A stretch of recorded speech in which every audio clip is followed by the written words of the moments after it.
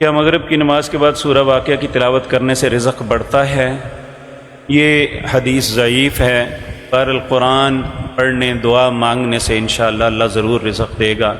नबी करीम सल्लल्लाहु अलैहि वसल्लम जो आता है, आपने फरमाया मन लज़िमल इस्तिग़फ़ार यजअल लहू मखरजा, जो इस्तिग़फ़ार को लाजिम पकड़ लेता है यानी ज़्यादा से ज़्यादा इस्तिग़फ़ार करता है, अल्लाह उसे मुसीबतों से निकाल देते हैं।